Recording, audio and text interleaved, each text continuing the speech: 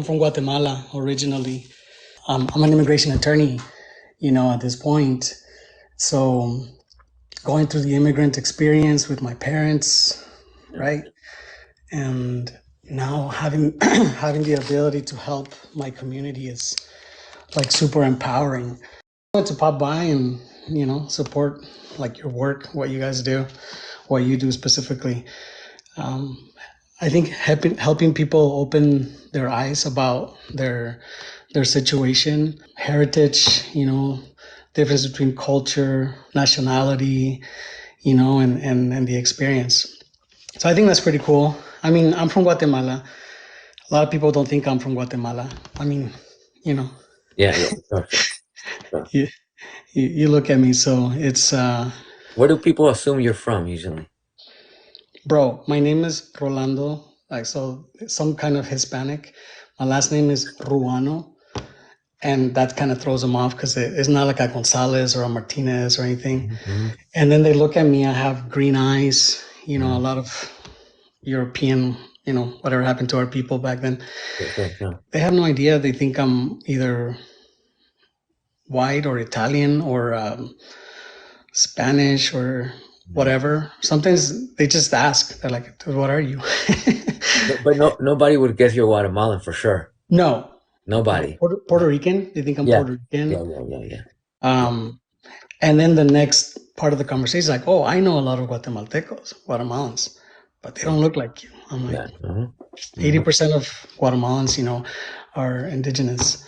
I know that I don't live The like experience? the experience of Sure, Guatemalans, right? sure. Mm-hmm. I know that I have a lot of privilege, and my labor here is to use that privilege to like help, Yeah. people. Congratulations, man. Congratulations for what you became. That's very, very good. Good, good. It's a good position of power, if you will, to be in this position, to come to this country with quote unquote immigrant parents and to turn around and get into a position where you could have a say so in our struggle. That's how we make changes. So good for you, man. Congratulations.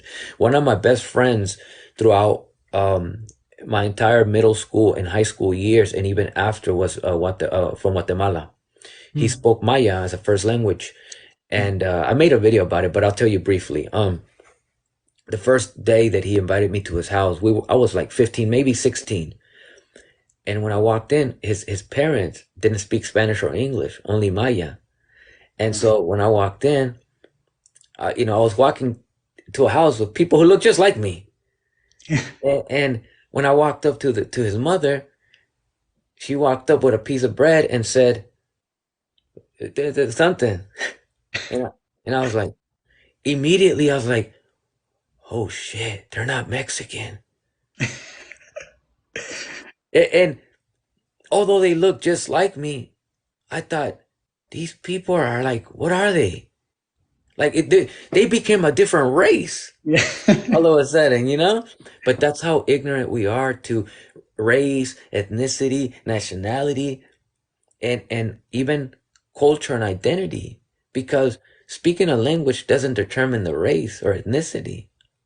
No. But we're so confused, so misinformed that here I am, a people of my same race, of potentially the same ethnic ancestry, Yeah. but yet all of a sudden she spoke a different language, and I'm like, whoa, whoa, whoa, whoa. And I look at my friend Gilberto. His name was Gilberto. I Okay. say, bro, what did she say? And then she says, oh, she said, do you want a piece of bread? I said, oh, to tell her no, thank you. But she insisted. No. Whatever she said. I was just like, oh, okay, okay. I grabbed it, and she wouldn't stop looking at me until I took a bite. It's almost like bite it so that I could go. And I was, you know, and, Yeah. and I walked out, and I thought, oh my God, Gilberto's not Mexican. And then when he came out, I said, hey, bro, what language was that? He says, oh, that's another language. It's our first language. And I said, you guys are not Mexican? He says, oh no. I said, damn, bro, I thought you look it. And he said, yeah, I know. But you see, unfortunately for Gilberto, he grew up embarrassed. And so he actually did his best to always try to pass as a Mexican because a Mexican is more acceptable than a Guatemalan. Even the Guatemalan, I'll say this as a Mexican, even the Guatemala gets made fun of by the Mexican. It's sad. It's very unfortunate and sad, but I'm aware of this. And me being an objective person, I can't hide this, that I noticed that Mexicans in general make fun of Guatemalans. I know this. And it's really messed up that we are so detached from our lineages that we see, we are programmed to see a Guatemalan as a different people. It made me really sad once I went to college. He's still my friend during college. And one day, I walk up to him, I see him in college, and I said, Gilberto, I want to tell you something. And he walked up to me, yeah, I envy you. He said, what are you talking about? You speak our ancestors' language. I envy you, man. Maya is literally a mother language. It is not a dialect. It is an original mother language of our people, man. I envy you, my brother. And he said, yeah, but it was so difficult because of the being raised in a society that we looked upon indigenous people as inferior, are treated as inferior. It's very unfortunate that no matter if I told him this, that I envy you, you have no idea. It was very difficult for him to accept it, you know? But Well, I mean, in the Guatemalan culture, it is very colorist and racist. yeah, You know, people like me run government over there, yeah, and the laws and I mean the history of Guatemala. It's horrendous, horrendous with all the atrocities that have been done to the people there. You know, so yeah, no, I get it, I get it. You know, and um, I mean, what Mexican people call them Guatemalitas or something. You know, oh, God it's damn. like a pejorative term, you know, for Guatemalans. But I mean, I gladly that I went to school and I educated myself, you know, on how to fight against this. I graduated high school and I didn't get back to school until like 13 years later. I was like 33 when I started from scratch. But I always wanted to, you know, be able to be knowledgeable enough to like help my family and then my community. So it's been a hard thing, man. You know, I was already married, I had kids, wife, and then just I finished my law degree like in five and a half years total. So I did my undergrad in 2.5 years because I knew I was running against the clock, you know. Yeah, oh, yeah, yeah, for sure.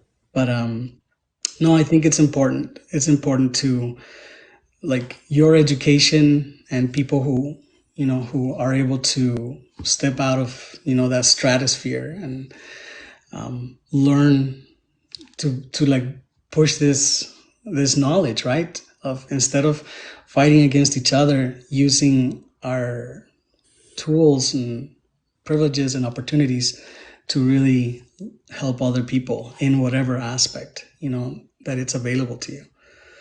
Oh, So I mean it's been quite quite the journey for me and my wife. My wife's from Argentina and okay. she's also graduated from law school, so we're both attorneys. She's about to get her license here in September in March. So that's what we do. And I always said, hey, I want to do immigration. I want to do law. I want to do immigration, right? Because I know how hard it is, how freaking difficult and It's a convoluted. nightmare. It's a nightmare. Saying, you know, before, like a lot of people don't know, like DACA.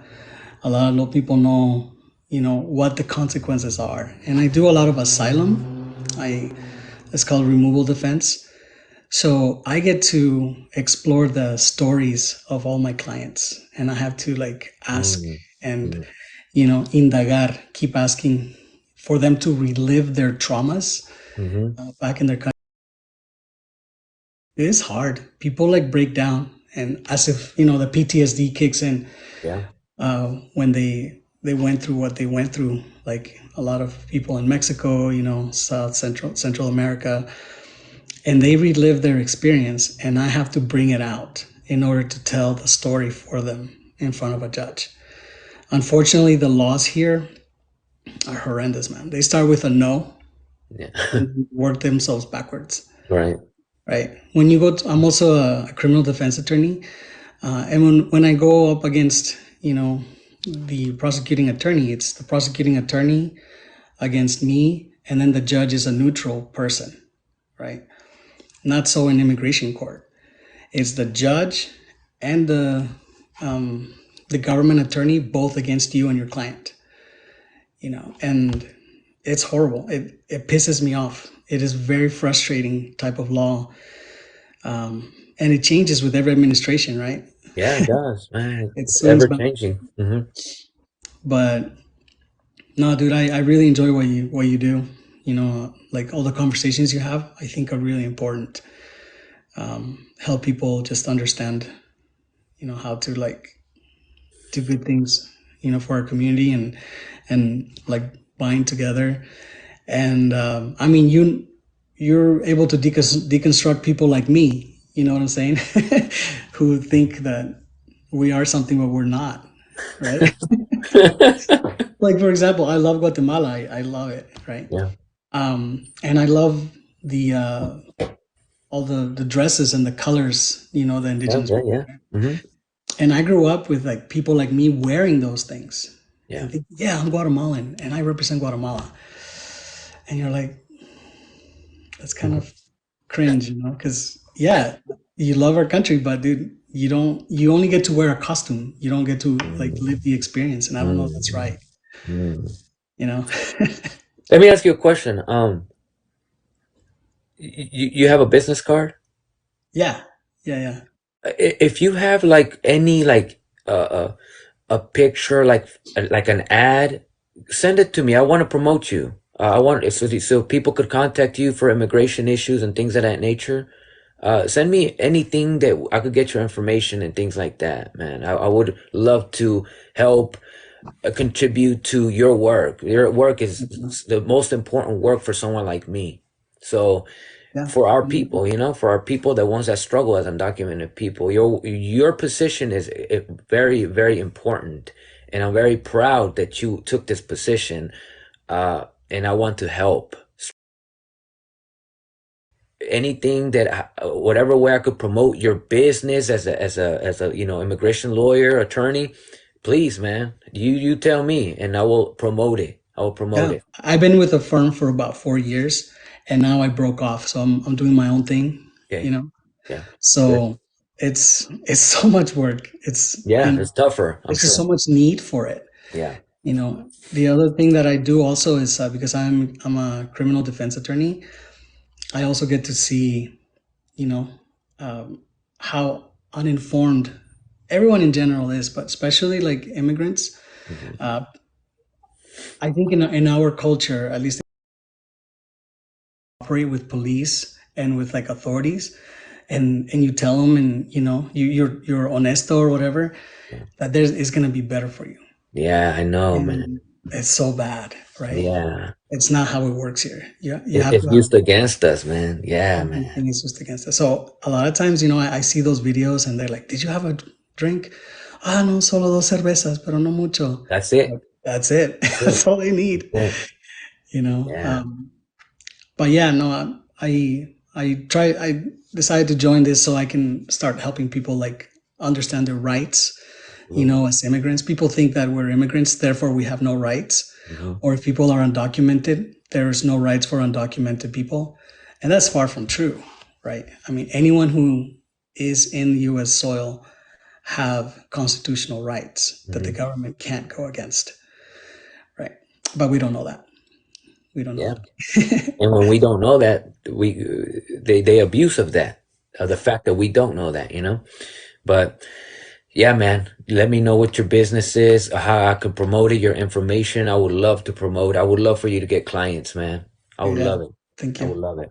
But yeah, send me your info. Thank you very much for coming up. You're always welcome. I will, man. Thank you Thank you very so much. much for having me, man. Have a good My one. pleasure. My pleasure. Take care, man. Bye.